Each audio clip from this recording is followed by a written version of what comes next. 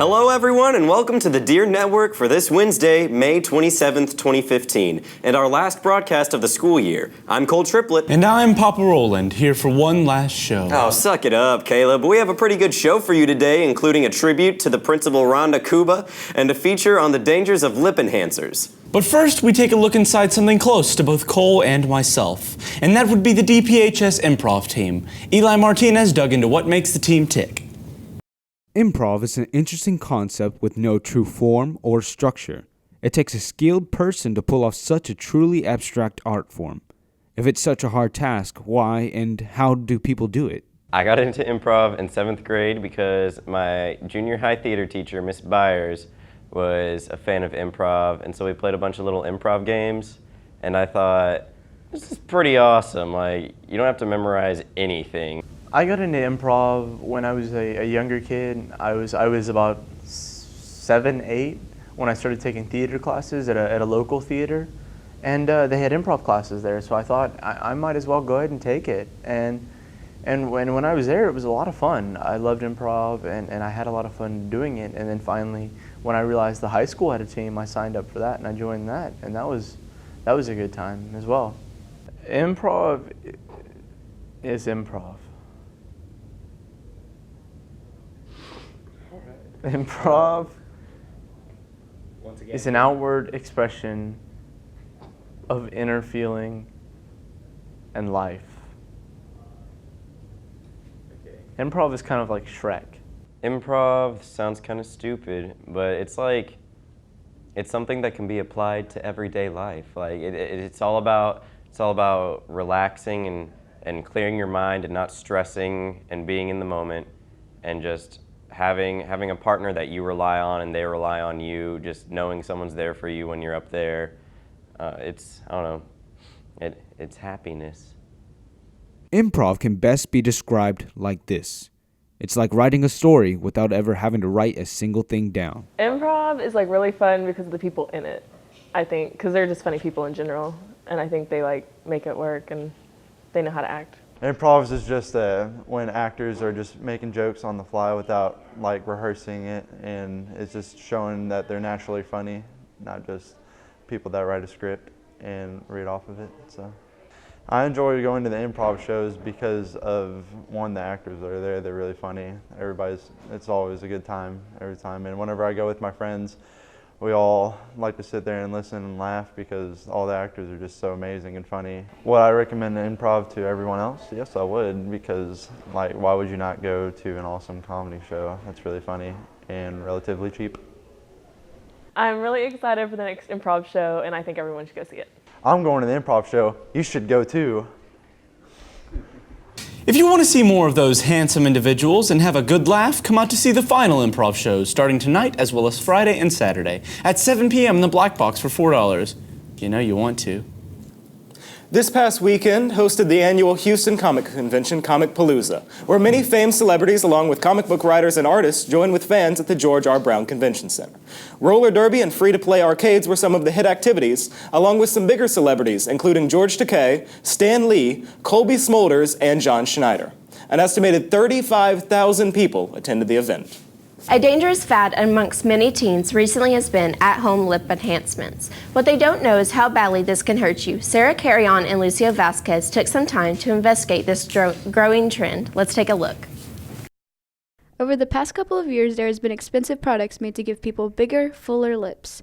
But over the past couple of weeks, teens have been making a cheaper alternative by using a shot glass to gain giant lips instead of spending $75 on a little apple that does the same thing. But now what started as a journey to achieve fuller lips has been changed into an act of self-disfigurement in which you use a shot glass in order to make your lips disgustingly enormous. This new form of lip destruction has been called the Kylie Jenner Challenge. Do you know what this is?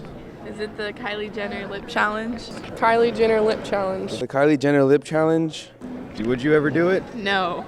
No. Are you sure? Yeah. Are you dead positive? I'm pretty positive. 100%? 100%. Okay, thank you. You've done it? I've done it. What did it feel like? Did it feel this good? It didn't feel good.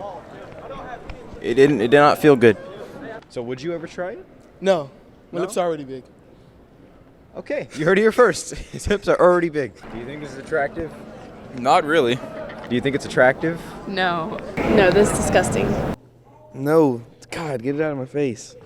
That's gross. What do you guys think about this? What do you guys think about this? Do you think this is attractive, you guys? According to Nurse Ransom, this new trend is quite scary. I don't think kids understand the significant damage you could do to the lip tissue. Some of the damage can be permanent or even disfiguring. While watching people do this challenge is pretty funny at times, it can also cause damage such as significant pain, swelling, bruising, as well as scarring and permanent disfigurement with repeated attempts. Plus, if the glass is already chipped or cracked, it could also lead to it breaking while trying to do the challenge, which will probably not feel so great either. We suggest you not do this challenge and pop your blood vessels. This is Sarah Carrion and Lucio Vasquez for the Deer Network. Thank you, Sarah, and remember that you are all perfect in every way, shape, and form, just the way you are, guys. And now for the last time this year, here is News Director Zach Allen with the Deer Park Tech Corner. NASA might have just created a warp field using an engine that breaks the laws of physics.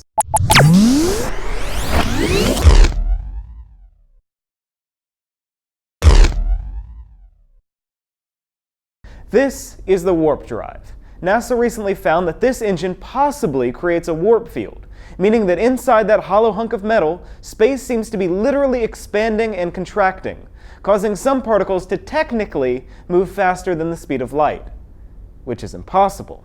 Now, NASA has a few more tests to run, but barring a major flaw in the tests they've already done, we may have created a warp drive.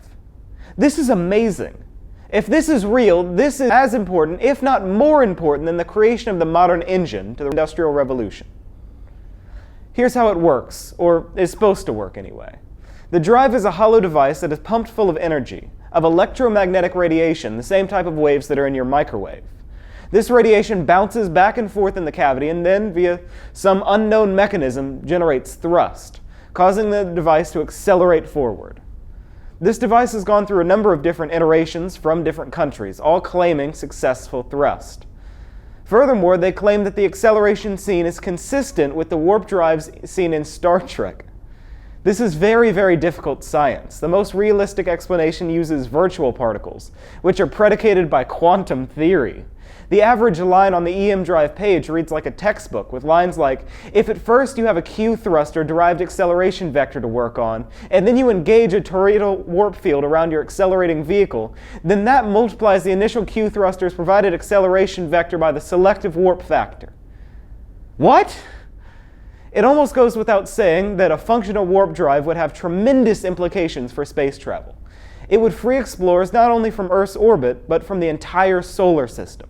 Instead of taking 75,000 years to get to Alpha Centauri, the star system nearest to our own, warp-equipped astronauts, White says, could make the trip in 2 weeks.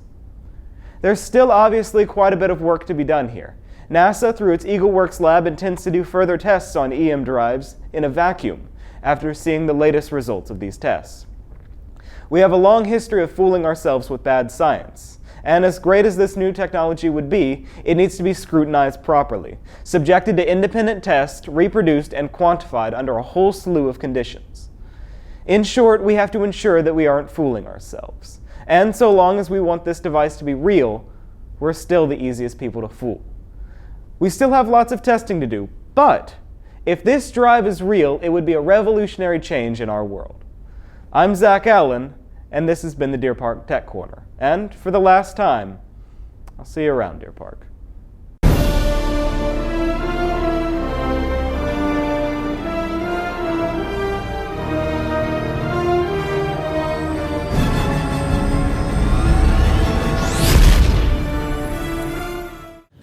As seniors, seeing as this is our last broadcast, we felt it important to come on for one last goodbye from behind the desk.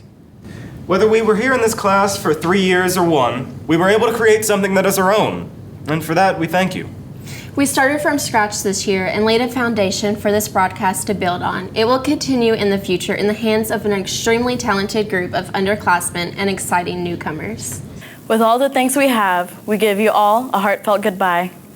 But first, we send off someone who is greater than ourselves, who has given years to this district and to all of you insignificant mortals.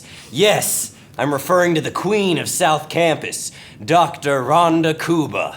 Dr. Kouba began her career in 1980 as an elementary teacher. She worked 1 year in Pasadena ISD before taking time off to start a family. Judging by her hair in this photo, apparently she also found time to appear in the 1983 hit film Flashdance. Do we have that footage? Let's go ahead and roll that footage, guys. Oh, I'd recognize those feet anywhere. She's really bundling up. Gotta make sure she's on her toes. Sorry. So light as a feather. My goodness. There we go. All right. Oh. Smiling for the camera. Like a graceful butterfly. She moved to Deer Park ISD in 1988 and held numerous positions until she was named Assistant Principal of Instruction for South Campus in 2001. During her 14 years here at South Campus, she was ruled with an iron fist and hogged any camera in sight as an accomplished actress. With all jokes aside, Dr. Kouba has been an incredible leader whom we've been lucky to have, and we wish her well in her new position. So as we say our final goodbye, we leave you with a brief look at some of her most memorable moments caught on tape.